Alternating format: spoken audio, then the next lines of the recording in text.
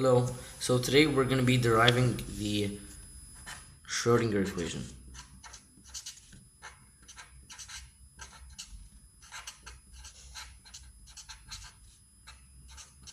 So there are many ways to derive the Schrodinger equation, but the reason I'm using this way is because it's the simplest. We're basically going to start use classically, and then we're going to build up our way into quantum mechanics by using quantum operators. So let's start with things you should know.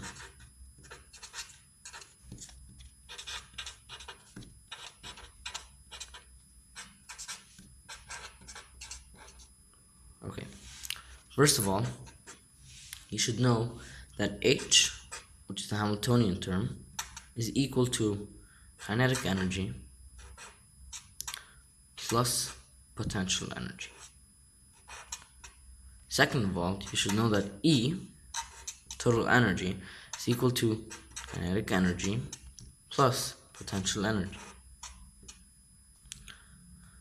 Then you should know that P, the kinetic energy, is equal to P squared, half of the mass multiplied by the velocity squared, which is equal to P squared over 2m. We're going to be using this form in this derivation. You should know that the quantum operator for momentum is just essentially the P with a little hat over it, and it's equal to I h bar multiplied by the gradient.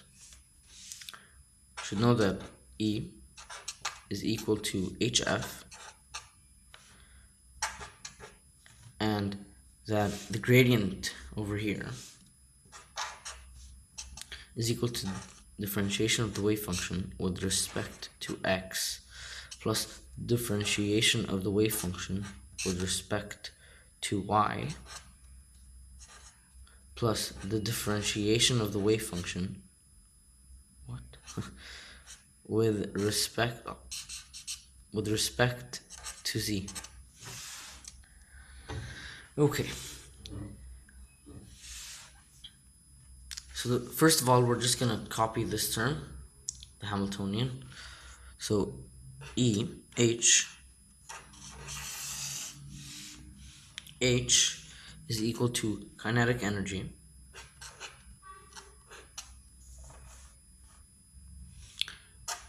plus potential energy. So H is equal to P squared over 2m, according to what we said over here, plus V. V is essentially the potential energy term for an electron interacting with the proton, so it depends on its position.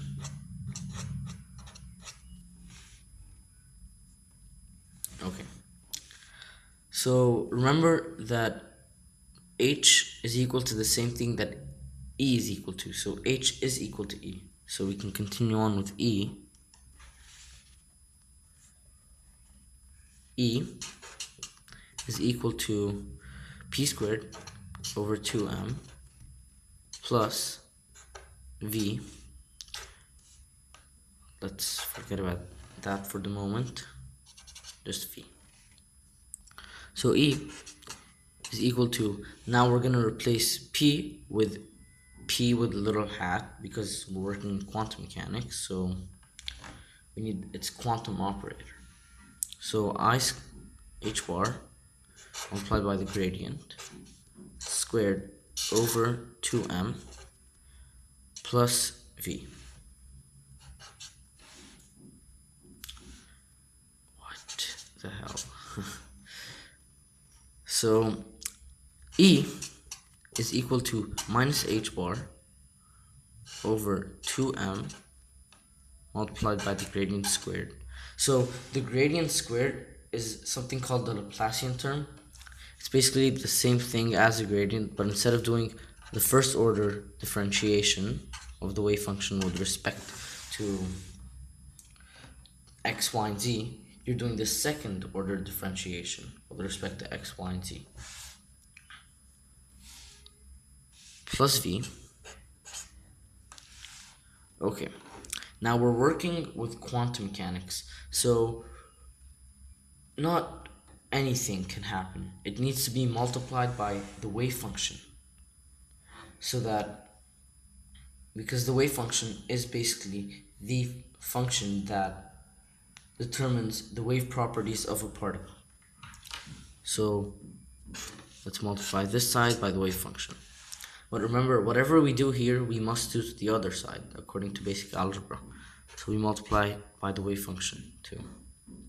This is known as the time independent Schrödinger equation.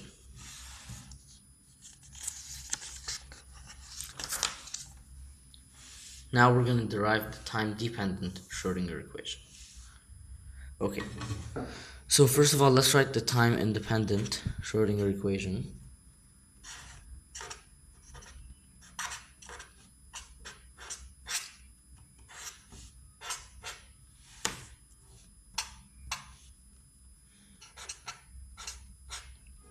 Okay, let's come back here for a second. E is equal to HF. So we can replace energy with HF.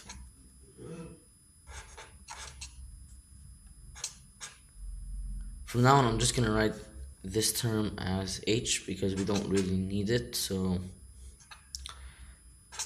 it's just simpler. So now let's do something. Something random. Let's multiply H by 2 pi over 2 pi multiplied by F psi. And we aren't doing anything wrong here because 2 pi over 2 pi is 1. So H over 2 pi is H bar.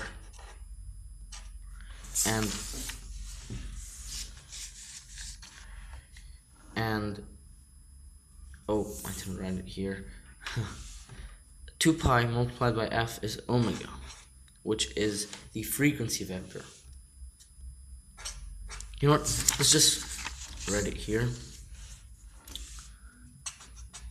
Psi, which is the wave function, is equal to e to the I kx minus omega t, where k is equal to 2 pi over lambda and omega is equal to 2 pi f. Okay.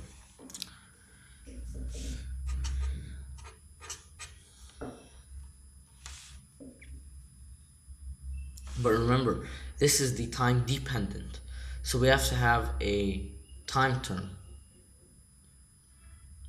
But we do have a time term. It's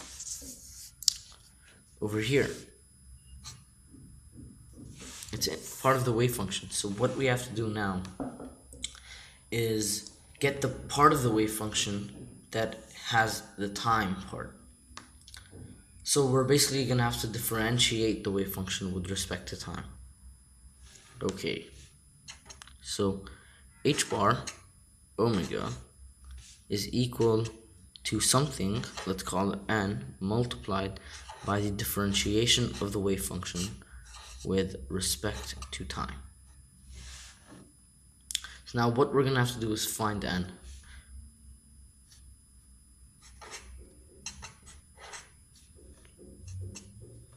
Okay, so h bar omega is equal to n times, let's do the differentiation. When we differentiate things exponential terms, we basically have to get the differentiation down of this, put it down and multiply it by the entire term. So it's just with respect to time, so we treat this as constant, it becomes 0. we put this down, minus I omega. We put it down and multiply it by the wave function. N times minus I omega times the wave function. Which implies that. Okay, so now what do we have to multiply by? Oh, one second. Let's forget about this because we don't have psi here. Let's suppose that we divided it by both sides. What do we need to multiply by this to get this? Let's try I h bar. H bar omega is equal to I h bar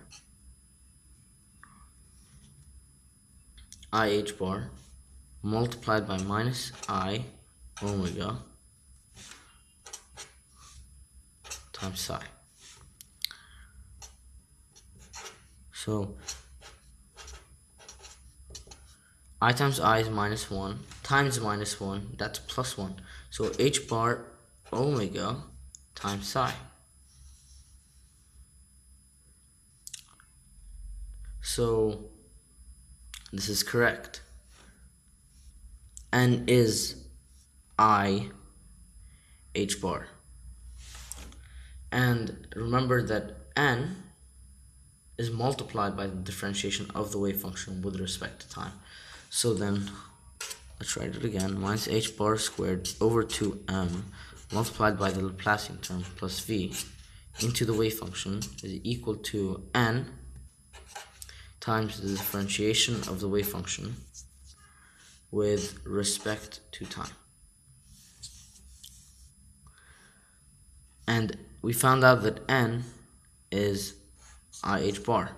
So minus h bar squared over 2m multiplied by the Laplacian term plus v into psi is equal to I h bar multiplied by the differentiation of the wave function with respect to time. And this is what we call the time dependent Schrödinger equation. So we have derived the time dependent Schrödinger equation and the time independent Schrödinger. The time independent Schrödinger equation and the time dependent Schrödinger equation.